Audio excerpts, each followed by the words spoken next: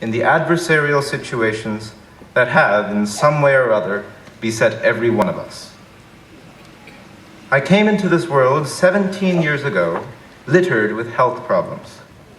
After having had several febrile seizures, my pediatric neurologist gave me, a mere toddler, quite a dire diagnosis. He told my frightened parents that at the age of 5, my cognitive skills would be that of a 2-year-old. How I wish this neurologist were now in the audience.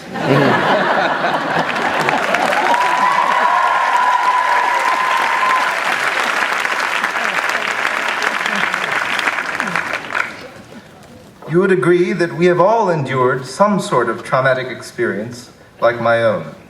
So the question that remains unanswered here is, by what means did every one of us manage to triumph over our tribulations? The answer is trivial, but perhaps just so obvious that we take it for granted and dismiss it as we do the universal law of gravitation. Let me give you a hint. Teenagers affectionately refer to them as pests. I mean our parents. The people who, to start with, have given us life, who have spent a fortune to give us a wonderful education, and who will, in the coming years, drain their wallets in paying for that rather expensive experience called college. But in addition to merely providing us with an endlessly expansionary fiscal policy,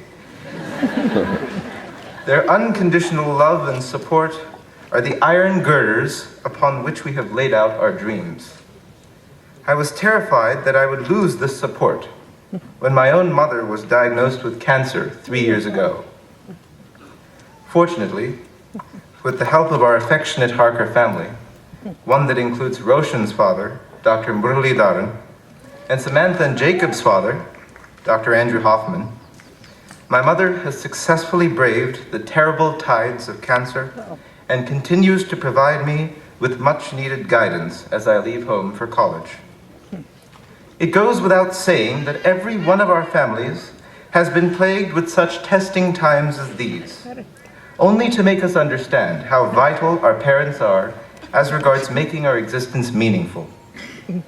In the words of basketball legend Michael Jordan, "My heroes are and were my parents. I can't see having anyone else as my heroes." Therefore, in graduating today, let us vow to continue to treat our parents as our heroes. Let us vow that our behavior in college and beyond will not be a cause for them to shed any tears. And let us vow not to neglect them at any time, but especially in their old age when they need us most.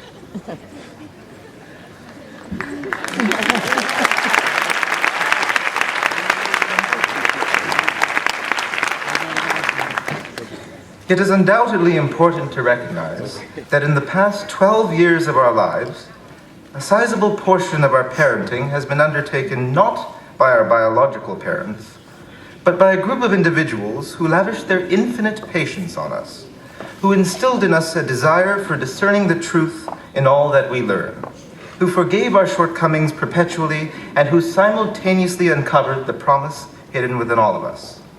For the sake of brevity, let us call these individuals teachers.